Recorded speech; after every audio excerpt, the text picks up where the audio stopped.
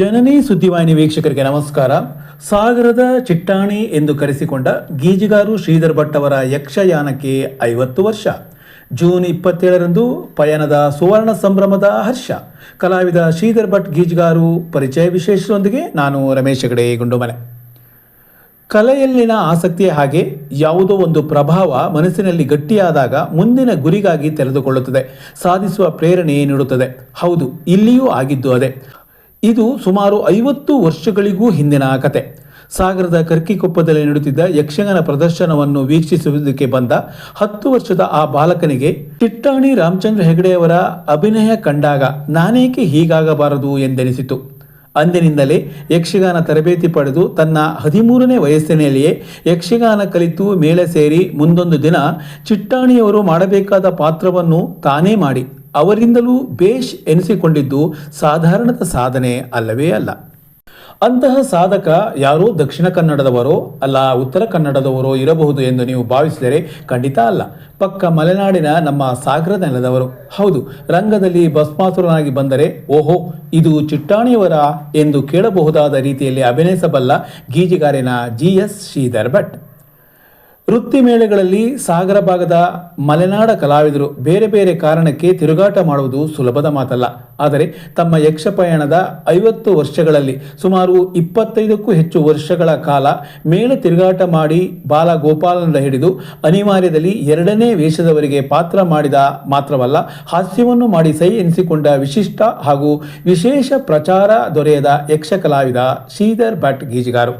ಮಲೆನಾಡು ಪ್ರತಿಷ್ಠಾನದ ಮೂಲಕ ಗುರು ಸಂಪ ಲಕ್ಷ್ಮೀನಾರಾಯಣ ಅವರಿಂದ ಯಕ್ಷ ಹೆಜ್ಜೆ ಇಡಲಾರಂಭಿಸಿ ಬೆಳೆಯೂರು ಮೇಳದಲ್ಲಿ ಗೆಜ್ಜೆ ಕಟ್ಟಿ, ನಂತರ ಇಡಗುಂಜಿ ಮಹಾಗಣಪತಿ ಯಕ್ಷಗಾನ ಮಂಡಳಿ, ಅಮೃತೇಶ್ವರಿ ಮೇಳ, ಶಿರಸಿ ಮಾರಿಕಾಂಬ ಮೇಳ, ಬಚಗಾರು ಮುಂತಾದ ಡೇರೆ ಮೇಳಗಳಲ್ಲಿ ತಿರುಗಾಟ ಮಾಡಿರುವುದಲ್ಲದೆ ಗುಂಡುಬಾಳ, ನಾಗರಕೊಡಿಗೆ, ಬಚ್ಚಗಾರು ಬಯಲಾಟ ಮೇಳಗಳಲ್ಲಿಯೂ ವ್ಯವಸಾಯ ಮಾಡಿದವರು ಮತ್ತು ಸಾಕೇತ ಕಲಾವಿದರ ತಂಡ, ಅಲಸೆ ಮೇಳ ಹೀಗೆ ಅತಿಥಿಯಾಗಿ ಹಲವು ಮೇಳಗಳಲ್ಲಿ ಪಾತ್ರ ನಿರ್ವಹಿಸಿರುವ ಶ್ರೀಧರ್ ಭಟ್ ಮುಂಬೈ, ಬೆಂಗಳೂರು ಮಳೆಗಾಲದ ಪ್ರದರ್ಶನದಲ್ಲಿ ಪಾಲ್ಗೊಂಡು ಸಮರ್ಥ ಅಭಿನಯ ನೀಡಿದವರು.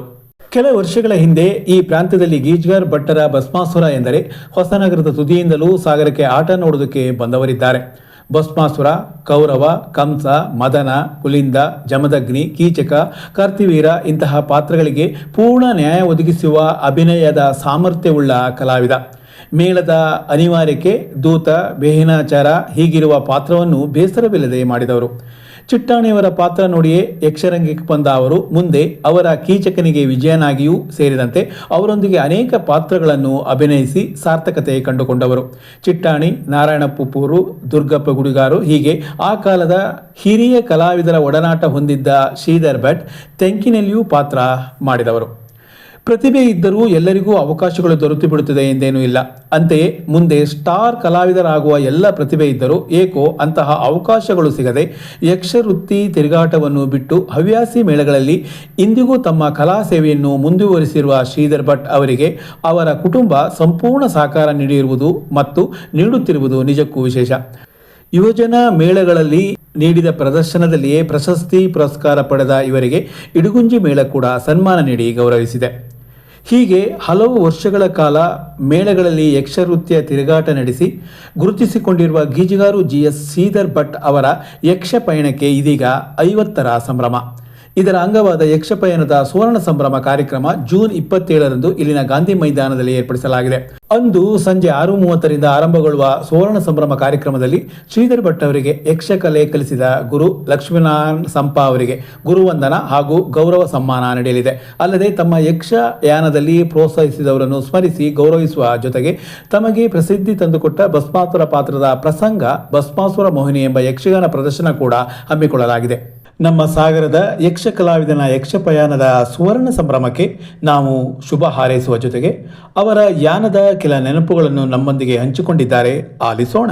ಬಾಲ್ಯದಲ್ಲಿ ಸುಮಾರು 4-5ನೇ ತರಗತಿಯಲ್ಲಿರುವಾಗ ಕರ್ಕಿಗೊಪ್ಪ ಶಾಲಾ ಮೈದಾನದಲ್ಲಿ ಪದ್ಮಶ್ರೀ ಚಿಟ್ಟಾಣಿ ರಾಮಚಂದ್ರ ಹೆಗಡೆಯವರು ಒಂದು ಪಾತ್ರ ಮಾಡಿದರು. ಶಿವಲೀಲೆ ಎಂಬ ಯಕ್ಷಗಾನ ಪ್ರಸಂಗದಲ್ಲಿ ಮಿಂಚಿನಂತೆ ಮಿಂಚುತ್ತೇನೆ, ಗುಡುಗಿನಂತೆ ಗುಡುಗುತ್ತೇನೆ, ಸಿಡಿಲಿನಂತೆ ಎರಗುತ್ತೇನೆ ಎಂಬುದಾಗಿ ಒಂದು ವಾಕ್ಯವನ್ನು ಹೇಳಿ ನರ್ತನ ಮಾಡಿದರು. ಅದನ್ನು ನೋಡಿ ನಾನು ತುಂಬ ಯಕ್ಷಗಾನದ ಬಗ್ಗೆ ಆಸಕ್ತಿಯಿಂದ ಇಳಿದು ಯಕ್ಷಗಾನ ಅಭ್ಯಾಸವನ್ನು ಮಾಡಿದೆ. ನನ್ನ 13ನೇ ವಯಸ್ಸಿನಲ್ಲಿ ಯಕ್ಷಗಾನ ಅಭ್ಯಾಸ ಮಾಡಿ ಆಮೇಲೆ ನಾನು ಕೆಲವೊಮ್ಮೆ ಶಂಭುವಡೆ ನೇತೃತ್ವದ ಇಡಗುಂಜಿ ಮೇಳಕ್ಕೆ GS ಭಟ್ರ ಮುಖಾಂತರ ಯಕ್ಷಗಾನ ಡೇರೆ ಮೇಳಕ್ಕೆ ಪ್ರವೇಶ ಮಾಡಿದೆ. ಆನಂತರ ನಮ್ಮ ಮಾನ್ಯ ಗುಂಡು ಸೀತಾರಾಮರಾಯರು ಇವರಿಂದ ಅವರೇ ಯಕ್ಷಗಾನ ಕೇಂದ್ರ ನಡೆಸ್ತಾ ಇದ್ರು ಸಿರುವಂತೆಯಲ್ಲಿ. ಅಲ್ಲೇ ಕಲ್ತಿದ್ದೆ ಸಂಪಾ ಲಕ್ಷ್ಮೀನಾರಾಯಣವ್ರ ಮುಖಾಂತರ. ಅಮೃತೇಶ್ವರಿ ಮೇಳಕ್ಕೆ ಪ್ರವೇಶ ಮಾಡಿದೆ. ಅಲ್ಲಿ ಪದ್ಮಶ್ರೀ ಚಿಟ್ಟಾಣಿ ರಾಮಚಂದ್ರ ಹೆಗಡೆಯವರು ಮತ್ತು ಮಾರ್ವಿ ನಾರಾಯಣ ಪಪ್ಪು ಅವರು, ದುರ್ಗಪ್ಪ ಹುಡಿಗಾರರು, ಹೀಗೆ ಕೊಳಗೆ ಅನಂತ ಹೆಗಡೆಯವರು ಇಂಥವರ ಜೊತೆಯಲ್ಲಿ ಒಡನಾಟವನ್ನು ಆರಂಭ ಮಾಡಿದೆ. ಕೋಟ ವೈಕುಂಠ ನಾಯಕ, MA ನಾಯಕ ಇಂಥವ್ರದ್ದೆಲ್ಲ ಸಂಪರ್ಕ ಬಂತು. ಆಮೇಲೆ ನಾನು ಬಚ್ಚಗಾರ ಬಯಲಾಟ ಮೇಳ, ಬಚ್ಚಗಾರ ಟೆಂಟ್ ಮೇಳ, ಹೀಗೆ ಡೈರೆ ಮೇಳ ಮತ್ತು ಗುಂಡ್ಬಾಳ ಯಕ್ಷಗಾನ ಮೇಳಕ್ಕೆ ನಾನು ಹೋದೆ. ಬಚ್ಚಗಾರ ಡೈರೆ ಮೇಳವನ್ನು ಮಾನ್ಯ ಶುಂಠಿ ಸತ್ಯನಾರಾಯಣ ಭಟ್ರವ್ರ ನೇತೃತ್ವದಲ್ಲಿ ನಡೆಸ್ತಾ ಇದ್ದರು. ಅದರಲ್ಲಿ ನಾನು ಹಾಸ್ಯಗಾರನಾಗಿದ್ದೆ. ಹಾಸ್ಯ ಹಾಗೂ ಉಳಿದಂತೆ ಎಲ್ಲ ಪಾತ್ರಗಳದ್ದು, ಪೋಷಕ ಪಾತ್ರಗಳು, ನಾಯಕ ಪಾತ್ರ, ಪ್ರತಿನಾಯಕ ಪಾತ್ರ ಎಲ್ಲವನ್ನೂ ಮಾಡ್ತಿದ್ದೆ. ಸಂದರ್ಭ ಬಂದರೆ ಯಾರೇ ರಜೆ ಮಾಡಿದ್ರು ಅವ್ರ ಪಾತ್ರವನ್ನು ನಾನೇ ತುಂಬಿಸ್ತಿದ್ದೆ.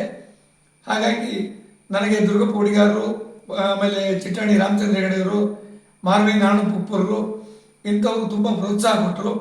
ಕಾಳಿಂಗ ನಾವಣರು ಮತ್ತು ಕಡತೋಕ ಮಂಜುನಾಥ್ ಭಾಗವತರು, ಕಡತೋಕ ಕೃಷ್ಣ ಭಾಗವತರು ಮತ್ತು ಕರ್ಕಿ PV ಹಾಸ್ಯಗಾರರು ಇವರೆಲ್ಲ ಕೂಡ ನನಗೆ ತುಂಬ ಪ್ರಚೋದನಾತ್ಮಕವಾಗಿ ಯಕ್ಷಗಾನ ಕಲೆಗೆ ಮುಂದುವರಿದು ಪ್ರೋತ್ಸಾಹ ಮಾಡಿದರು.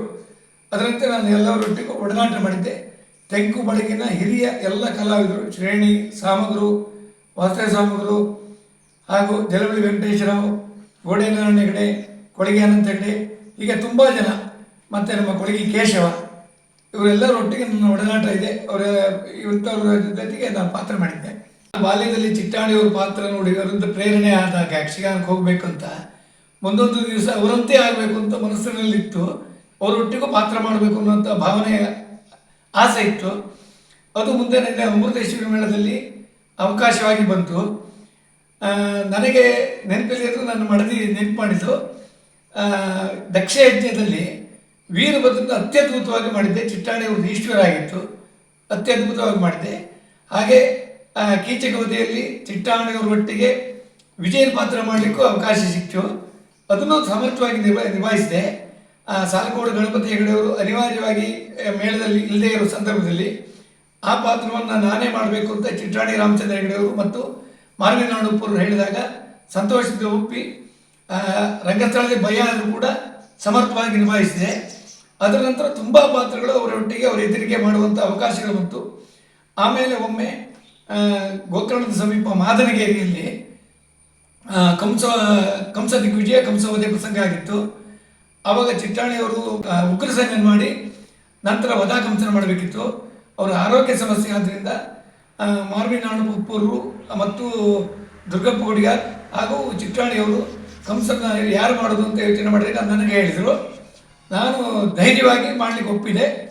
ಅದನ್ನು ರಂಗಸ್ಥಳದಲ್ಲಿ ದುರ್ಗಪ್ಪ ಹುಡಿಗಾರರ ಭಾಗವತಿಯಲ್ಲಿ ನಾನು ಸಮರ್ಥವಾಗಿ ನಿಭಾಯಿಸಿದೆ. ಆ ಪಾತ್ರವನ್ನು ಪದ್ಮಶ್ರೀ ಚಿಟ್ಟಾಣಿ ರಾಮಚಂದ್ರ ಹೆಗಡೆಯವರು ಮತ್ತು ಮಾರ್ವಿ ನಾರಾಯಣ ಪಪ್ಪರು ಮುಂಗಡೆಯಲ್ಲಿ ಕುಳಿತು ನೋಡಿ ಸಂತೋಷಪಟ್ಟು ಒಂದು ಒಳ್ಳೆ ಇದಿದೆ ಅಂತೇಳಿ ನನ್ನನ್ನು ಹುರಿದುಂಬಿಸಿದರು. ಹಾಗೆ ಇನ್ನೂ ಅನೇಕ ಪಾತ್ರಗಳು ಮಾಡುವಂಥ ಸಂದರ್ಭಗಳು ಬಂತು. ಮಂಗಳೂರಿನ PVS ಕಲಾಕುಂಜದಲ್ಲಿ ಯಕ್ಷಗಾನ, ಅದರಲ್ಲಿ ಕಡತೋಕ ಮಂಜುನಾಥ್ ಭಾಗವತರು ಸುಭದ್ರಾ ಕಲ್ಯಾಣದಲ್ಲಿ ಅಭಿಮನ್ಯುವನ್ನು ಮಾಡಿಸಿದರು. ಆವಾಗ ನಾನು ಚಿಕ್ಕವನಿದ್ದೆ, ಅಮೃತೇಶ್ವರಿ ಮೇಳಕ್ಕೆ ಹೋದ ಸಮಯ ಆಗಿತ್ತು. ಕಡತೋಕ ಮಂಜುನಾಥ್ ಭಾಗವತರು ತಾವೇ ಸ್ವತಃ ತಾಳ ಹಾಕಿ ಕುಣಿದು ತೋರಿಸಿ ನನ್ನ ಹತ್ರ ಅಭಿಮನ್ಯುವನ್ನು ಮಾಡಿಸಿದರು. ಆ ಪಾತ್ರ ಈಗಲೂ ನನಗೆ ನೆನಪಿದೆ.